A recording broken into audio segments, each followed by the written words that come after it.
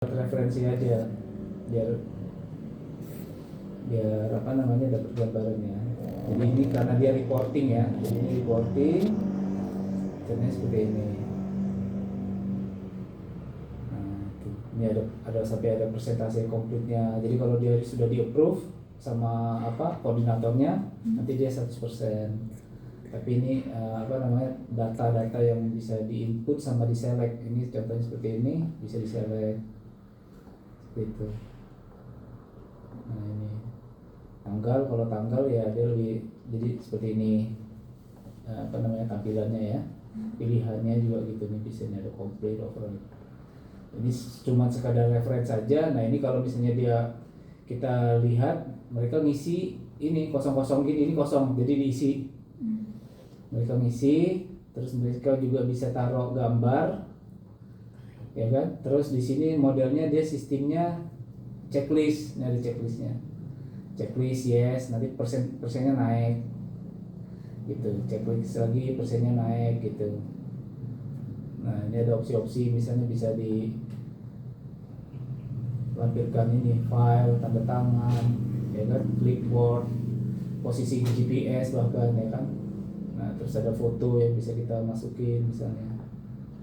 Ini gambaran aja ya. Jadi gambaran fitur-fitur apa namanya dari suatu sistem apa namanya reporting online yang dipunyain sama ini dari Woodside ini. Ya nanti kalau kita sudah get PDF umpamanya, ya kan ini ada pilihan nih email. Sama nanti di sistem kita juga kayak gitu. Jadi kalau misalnya kita request barang, pada saat kita mau ajukan ya udah kita kirim, ajukan. Nanti begitu diajukan, sistem itu akan kirim email ke atasan kita seperti itu. Nah kalau ini untuk reportingnya, kalau misalnya mau dapat PDF misalnya kan dapat report apa namanya keseluruhan gitu ya, dia juga bisa tampilkan. Jadi sama sistemnya juga yang kita mau buat juga sama, dia bisa menampilkan mengenerate report gitu, mengenerate report. Nah ya kita pengennya yang modelnya yang simpel-simpel aja. Kemarin kita udah bikin satu modul core ya Pak ya, sama Kak Ziza kan, satu itu sudah ada. Nah tinggal nanti dikembangkan untuk yang apa namanya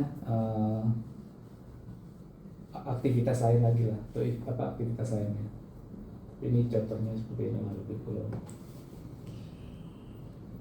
Nah ini dia ada, oh ini lambat ya. Oh iya, oke sebentar.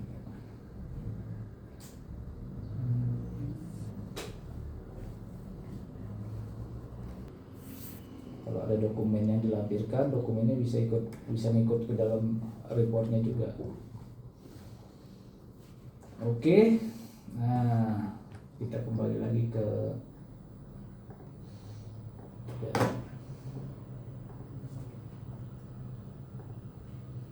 nah untuk sementara ini biasa kita bikinnya pakai ini namanya procurement sheet ini.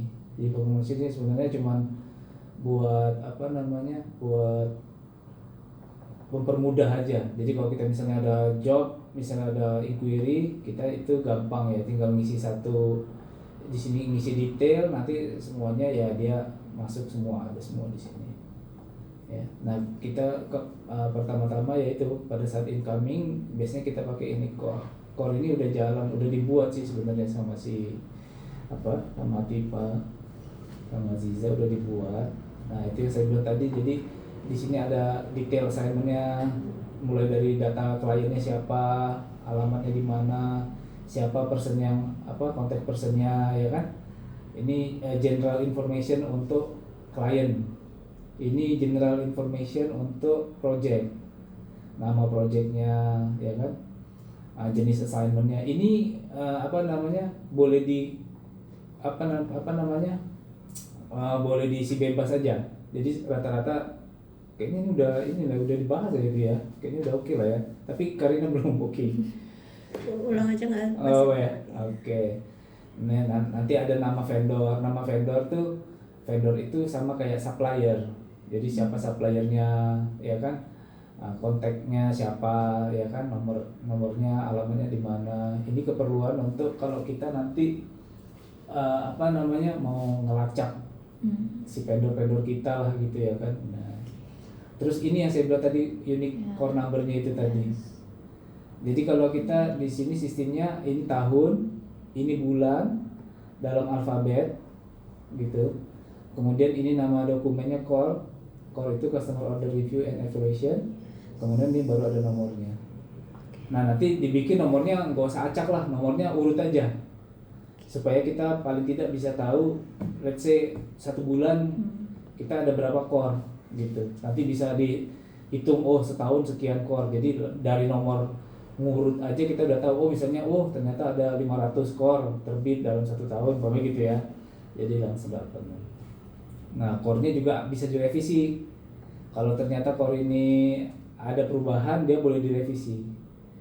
Jadi sistemnya walaupun kita udah generate, kalau ternyata ada perubahan itu bisa kita bisa kita edit lah ibaratnya, edit. Jadi dia nanti masuk revisi berapa gitu ya. Terus ini ada tanggal kapan dibuatnya atau tanggal revisinya.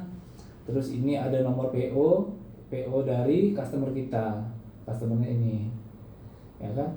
Kapan kira-kira dimulai untuk pekerjaan dari PO customer kita, di tanggalnya ada. Kemudian ke bawah lagi, ini ada subjeknya. Subjeknya apa nih?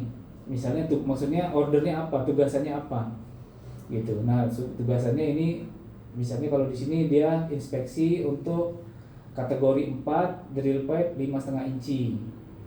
Jadi ada berapa nih, maksudnya ada berapa banyak ordernya atau berapa banyak scope of work-nya yang dijelasin misalnya gitu kan. Nah, dari mereka misalnya kita dapat inquiry dari mereka cuman untuk melakukan inspeksi drill pipe sebagai berikut, misalnya pipa 5,5 inci, ya kan, OD-nya ini istilahnya ini detail lah, description kerjaan order yang kita terima. Ini unit of materialnya, dia jadi unitnya apa, join, pieces, ya kan, roll atau sheet misalnya gitu ya, kuantitinya berapa ya. Nah, kalau udah kita isi kalau udah kita isi deskripsinya, ya kan, kemudian kita masuk ke sini. Jadi ada order and risk analysis detailnya, mulai dari misalnya dokumen-dokumen yang dipakai atau diterapkan. Jadi mulai dari mereka pakai spek apa, misalnya ada API 5CT, 5DP, atau ASME, atau spek ASTM segala macam. Jadi kita input di sini, gitu. Kalau misalnya ada NOI atau notification of inspection, tapi ini orang bisa ketik aja, ya kan. Kalau nanti ada attachmentnya lebih bagus. Jadi maksudnya kalau dia bisa dilampirkan itu lebih bagus. Jadi kita kadang orang mungkin malas nulis kan, attach kan nanti sudah ada tuh nama dokumennya tuh, langsung masuk ke situ, dokumennya udah terlampir, jadi kerjanya cepat gitu. Tapi kalau nggak ada ya kita ada opsi, misalnya mungkin kliennya dia nggak begitu paham spek gitu kan, saya maunya speknya ini deh, cuma bilang doang, tapi dia nggak ngasih details, nggak ngasih apa. Tapi paling tidak kita dapat gambaran, kita tahu bahwa mereka minta dokumen atau misalnya spek yang yang sesuai lah yang mau dipasang di sini ya. Nah, ini scope tugasannya apa? Scope tugasannya misalnya di sini nanti kita bicara lebih detail untuk pekerjaannya. Misalnya di sini nanti kalau di sini kan inspection kategori 4 ya, Cat 4-1 Vol 3 ini, itu dia mintanya itu misalnya ada dimensional test misalnya. Jadi kalau misalnya kita bikin di sini dimensional measurement. Terus apa lagi?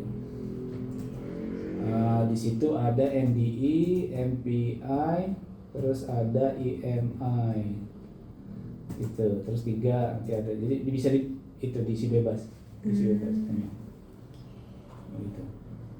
Itu nanti relate dari yang di atas, baru dia diterjemahkan ke bawahnya, gitu, lebih detail. Jadi detailnya itu. Jadi kita tahu, dia mintanya ini nih, gitu kan. Nah, kemudian kalau udah selesai, nanti di sini equipment yang diperlukan apa? Ya kalau dimensional berarti kan kita butuh misalnya tally tape misalnya. Kemudian kita perlu misalnya OD, micrometer. Terus kita butuh misalnya ada kalau itu mengukur UT wall thickness misalnya. Ini alat-alat yang dipakai gitu ya. Terus apalagi ya, portable grinder misalnya, genset misalnya, ya macam-macam deh pokoknya. Ya itu makanya kita analisa ini loh, karena kita analisa maksudnya kebutuhannya apa nih project ini, supaya kita nanti bisa ngitung, bisa juga prepare kan, buat preparation kan, begitu ini nanti jangan lupa nih, jadi pada saat nanti bekerja pun dia tengok gitu barang yang mau dipakai udah sesuai belum dengan yang direncanain gitu. Makanya perlu ada gitu. Nah kalau udah selesai assign-nya siapa nih, misalnya assign misalnya ada 3 orang, misalnya 1 Yakub misalnya gitu ya, terus ada 2 misalnya Hussein yang gitu. mengerjakan atau yang Yes. yang Yes. ditugaskan Yang itu ditugaskan ya, assign itu orang yang ditugasin kayak gitu. Nah safety analysis itu baru kita bicara masalah analisa safety untuk pekerjaan ini. Biasanya kalau misalnya nanti perusahaan kita udah tambah bagus, tambah maju, itu ada namanya JSA namanya. JSA itu Job Safety Analysis. Jadi itu sudah dokumen. Nanti coba saya tunjukin ya, namanya JSA. Standar perusahaan gitu ya, standar keselamatan. Iya, standar keselamatan. Kayak ketiga. Ya, pipanya harus dicat warna hitam misalnya gitu. Ini markingnya harus ukurannya sekian. Nah itu di sini kita masukin. Setelah itu baru ada risk analysis indicator ini. Jadi kita ngasih skor dari yang safety analysis tadi, kita bisa jabarkan ke bawah sini. Misalnya ada resiko apa nih? Misalnya jari terjepit, misalnya terjepit pipa. Ini karena ini pipa kan. Nah, kayak likelihood ini kayak kemungkinannya itu Kemungkinan terjadi. terjadinya itu iya, itu jarang kah, nggak bakalan terjadi kah, atau mungkin kah gitu kan. Lebih mungkin ya kan, atau sepertinya pasti terjadi, atau ya udah pasti terjadi ya gitu. Jadi misalnya ya tinggal dikasih ini aja, nanti ada skornya. Nah impactnya juga ada impactnya. Ini impactnya nih mulai dari yang kecil, yang minus banget nih, kecil, mikro, minor, signifikan. Nah kalau misalnya minor, udah jadi ada rate-nya. Nah dari sini ada rate indikator ini, nanti kita bisa tahu nih keseluruhan pekerjaan kita ini resikonya apa misalnya gitu.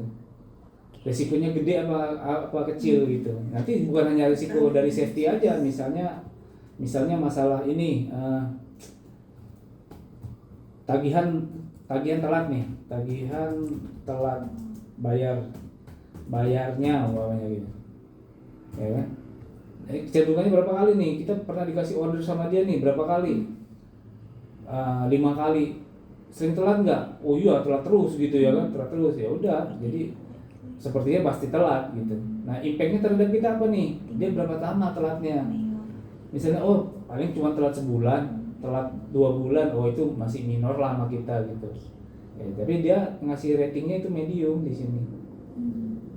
Gitu. Oh ini medium nih, hati-hati. Berarti lu mesti siapin nih sama sama orang accounting, cepet-cepet nih. Kalau perlu sebelum selesai ini segala macam, info sudah ready. Nanti begitu selesai langsung terbangin aja biar ini ya, terus nanti bagian follow up-nya siapa kan gitu kan. Nah itu jadi ada resiko yang bisa kita nilai gitu. Dari resiko ini nanti bisa ketahuan, jadi secara overallnya ratingnya resikonya berapa gitu. Kalau masih hijau berarti ini resiko kerjaan kita ini, project yang kita kerjain ini resikonya rendah, berarti masih aman. Tapi kalau resikonya tinggi ya kan, atau sangat tinggi, ya udah mungkin kita mikir-mikir, atau tolak aja lah kerjaan ini gitu. Atau kalau mau dikerjain juga kita ada precaution, kita pasti ada prepare untuk mengantisipasi risiko-risiko yang akan kita hadapi gitu. Paling tidak kita nggak kaget. Pamannya telat bayar nih, kemarin kan dia bilangnya 1 bulan, ini kok 3 bulan, ya udahlah kita udah tahu juga kalau orang dia memang telat kok, yang penting dia bayar kan gitu kan, jangan sampai dia nggak ketahuan. Nah ada kasus beberapa waktu yang lalu, tahun lalu ya kayak gitu, karena kita nggak melakukan ini sehingga ada tagihan kita yang nggak terbayar, kabur, si kliennya ini kabur gitu. Nah itu salah satu ya ini tadi, kalau kita lakukan evaluasi paling tidak kita bisa mengantisipasi atau kita tahu kemungkinan bakal terjadinya itu kita tahu. Itu namanya kayak risk analysis lah. Nah di ISO itu perlu ada risk analysis tadi gitu, risk based thinking, jadi pemikiran berbasis resiko kayak gitu. Nah dari situ nanti setelah ini baru di sini setelah selesai kerjaan ya kan, ini baru kita isi nanti lesson learn. Jadi pelajaran apa yang diambil dari project ini Setelah selesai setelah selesai atau kalau kita sudah punya pengalaman sebelumnya gitu. Karena kalau kita belum bisa ada pembelajaran kalau kita belum mengalami atau menjalani kan. Tapi kalau kita kan udah jalan nih, kita udah tahu nih klien ini apa nih pelajaran kemarin project, oh ini gini pak, kalau hujan gini pak, kan gitu kan. Nah itu kita masukin lesson learn ini, pembelajaran. Nah sama potential improvement, jadi improvement atau perbaikan apa yang bisa yang berpotensi lah ya untuk bisa kita terapkan supaya pekerjaan kita itu lebih efisien gitu, lebih aman ya kan, lebih murah kan gitu kan. Nah di situ nanti kalau udah selesai baru di sini ada orang-orangnya. Jadi misalnya orangnya ini ada ya itu tadi, ada inisiator, ada reviewernya. Jadi nanti si penerbit ini misalnya saya yang dapat order ini, saya bikinlah core-nya. Setelah saya bikin core-nya, saya suruh orang review lagi untuk core ini.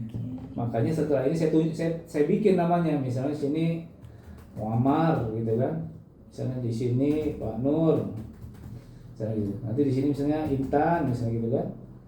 Nah, misalnya sini Henry. Jadi semuanya orang ini begitu saya oke, ya kan, kirim krek, langsung ke email masing-masing tuh, blang gitu. Jadi setiap orang yang kita tunjuk ya kan untuk mereview ini semuanya tahu. Iya. Karena kalau yang sistemnya konvensional ya orang mesti duduk di sini gitu. Tapi karena ini sistemnya web based, mungkin ya kayak tadi, mungkin saya lagi di rumah tiba-tiba ada masuk nih apa nih job nih gitu kan. Saya lihat dulu jobnya. Kalau saya mau tambah saya edit, saya tambah, saya tambah di field mana aja yang saya mau tambah, misalnya di share resiko atau di safety ya kan, atau mungkin di project spesifik atau di mana aja saya mau tambah, saya bisa edit. Semua reviewer bisa edit gitu. Nanti setelah edit baru mereka sign gitu, sign klik. Tapi nah inilah challenge-nya. Jadi sistem ini pada saat orang edit dia harus bisa up to date. Jadi berdasarkan misalnya saya ngedit jam 4 misalnya. Terus ada lagi nih 4:01 orang ini ngeditnya dia 4:01.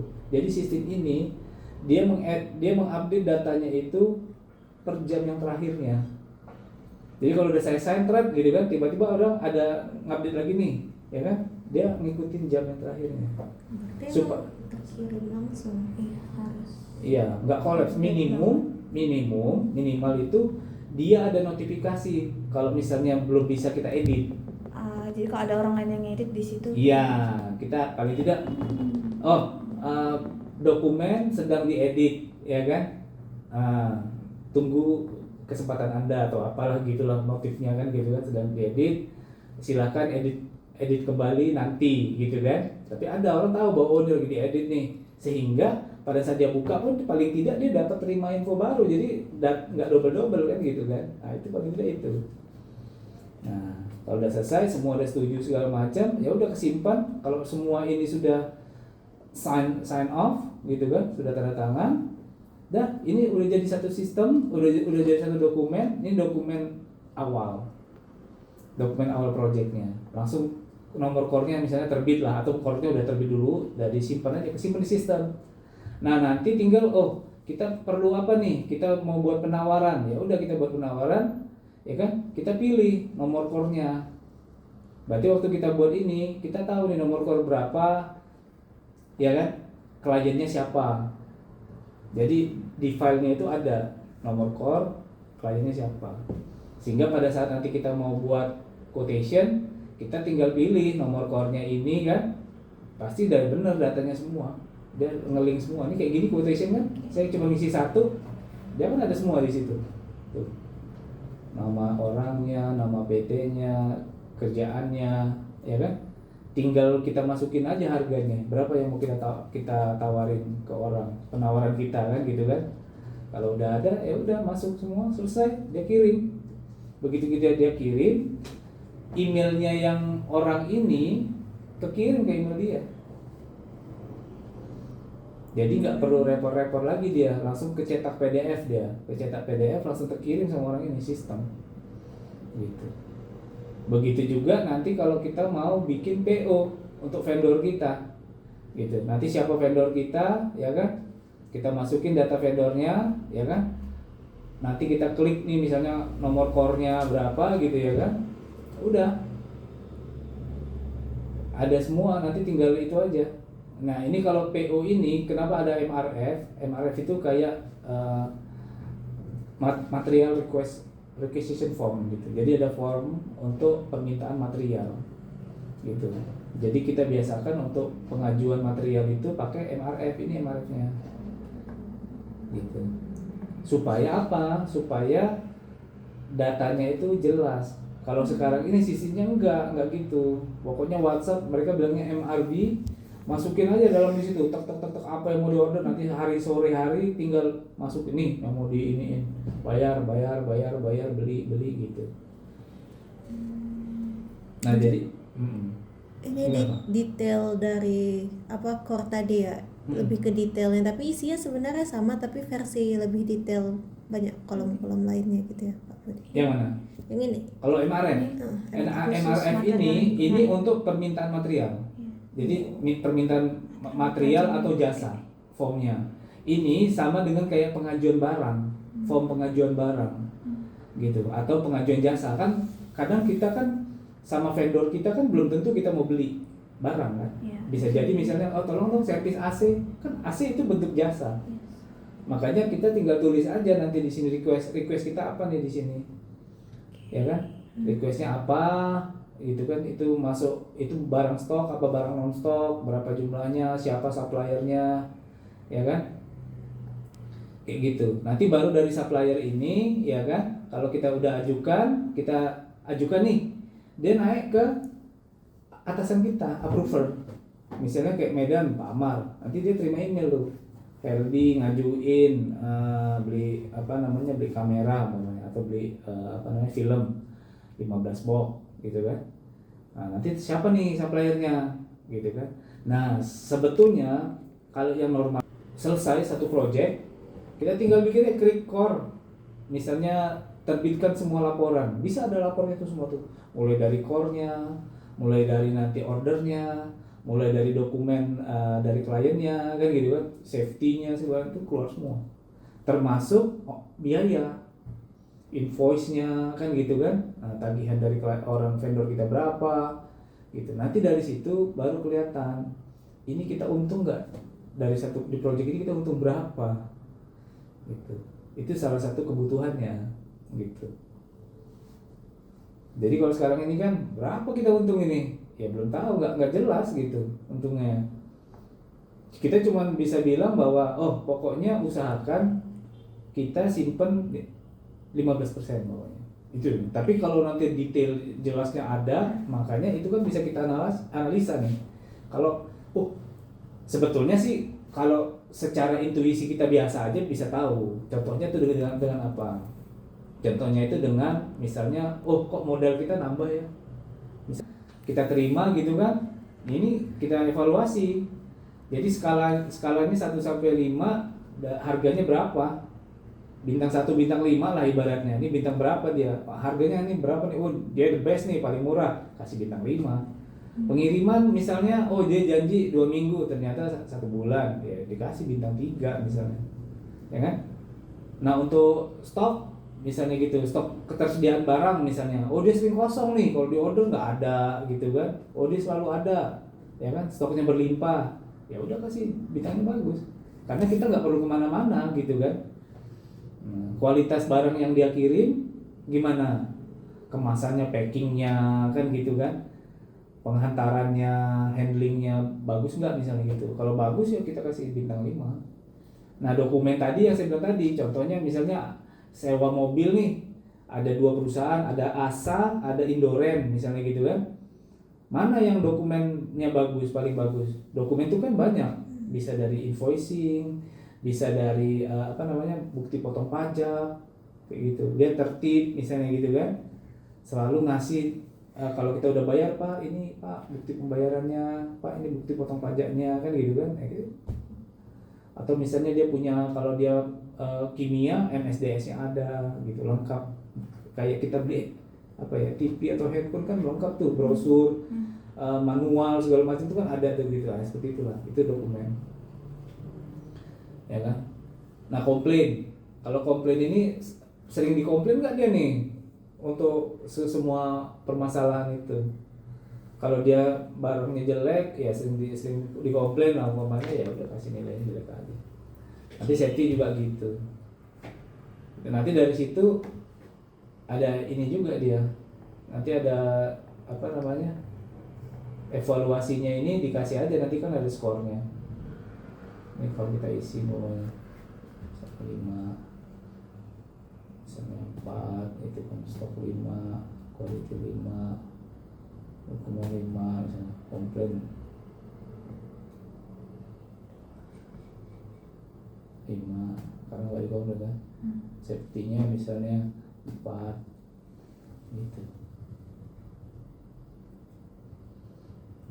Evaluation ini kita tulis yang permasalahan, misalnya secara tertulis ya good, misalnya komentar. gitu kan, ya komentar aja sih sebenarnya. Jadi dia misalnya dia skornya 4,7 gitu kan, oh berarti nih kalau itu, nah itu kan ada tuh, oh berarti dia udah bagus, mendekati sangat bagus, mendekati best lah ibaratnya kan, seperti itu. Nah ini nanti masuk ke data yang kita nanti di reportnya kita yang saya minta sama si Intan itu, dia ada summary-nya. Jadi siapa aja vendor-vendor kita, bagaimana penilaiannya, produknya apa gitu kan. Ini kan ada, makanya ada order description kan. Nih, order description-nya apa, yang kita beli apa, misalnya film atau apa. Jadi kita nanti bisa mengcompare per vendor berdasarkan spesifikasi material yang mereka tawarin ke kita, atau yang mereka jual ke kita, atau jasanya yang mereka provide ke kita. Nanti ya begitu diklik aja nomor core-nya ini, ya udah klik, udah muncul detailnya, masuk ke tinggal kita masukin aja tagihannya berapa, ya kan? Udah tinggal mati hitung, mau pakai pajak atau apa segala macam. Kalau dia ada down payment, nanti sistemnya lah ngitung berapa sisa yang harus dibayarkan lah, ya kan? Kalau nggak ada down payment, bayar full misalnya kan, seperti itu. Nah, nanti untuk teks nanti sama Intan lah untuk detailnya teksnya, karena teksnya banyak. Kita ada teks plus yang PPN, ada lagi yang PPh 23, ada yang PPh pasal 4 ayat 2, ya kan? Banyak. Itu nanti untuk pajak-pajak sama Intan aja. Jadi nanti sebetulnya cuma bisa ada selection, fitur selection aja. Ini apply tax, yes, tax berapa, PPh, PPN. Kita tinggal klik aja. Kalau diklik nanti dia ngitung sendiri dari jumlah yang ada gitu. Kayak gitu. Sampai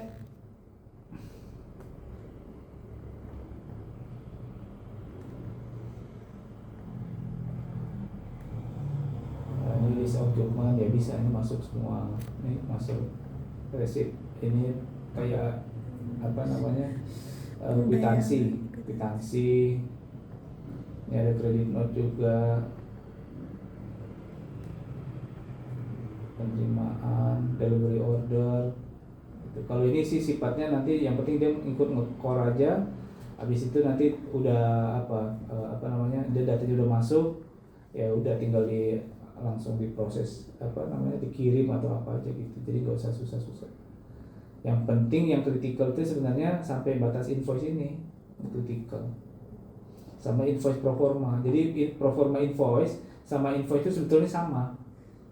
Gitu. Cuman proforma itu invoice yang diduluin. Gitu. Nanti kalau sudah di-approve sama si klien baru kita terbitin invoice yang benerannya. Gitu. Jadi ada klien yang minta proforma ya. Sebenarnya proforma sama invoice biasa sama aja, ininya sama, ini sama ini sama, cuman bedanya di sini ada tulisan proforma aja, gitu. Jadi kalau misalnya tiba-tiba klien, tolong dong terbitin proforma invoice, ya kan? Ya udah kita tinggal ada selection, ini invoice apa proforma. Kalau kita klik proforma ya isinya sama, cuma tulisan atasnya jadi proforma, gitu. Kalau enggak ini invoice, ya udah invoice aja klik, gitu.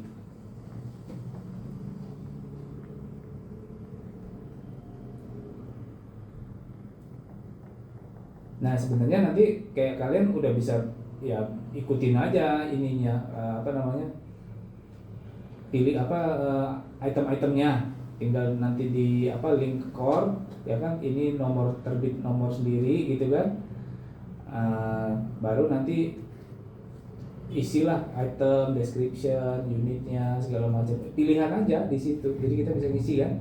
Habis itu kalau udah selesai ini tinggal kasih opsinya untuk approve, get approval gitu. Kalau kita klik get approval nanti dia ngirim ke approvernya, atasannya gitu. Kalau atasannya sudah setuju ya kan, nah nanti kan di sini tinggal dikasih aja di si suppliernya ini kasih alamat emailnya aja, boleh nama perusahaannya, nanti tambahin aja alamat email, sehingga nanti pada saat kita sudah si atasannya sudah approve ya kan, ya kirim gitu ya. Kalau dia sudah approve, udah kirim aja MRV-nya itu, terus langsung masuk ke supplier kita. Gitu. Nah ini juga sebetulnya diterapin sama perusahaan-perusahaan yang udah besar kayak Sinarmas, kayak Unilever, mereka sistemnya udah kayak gitu. Tapi mereka sistemnya lebih safety ya, maksudnya lebih jelimet lagi, lebih safety. Kalau kita sih belum sampai ke situ.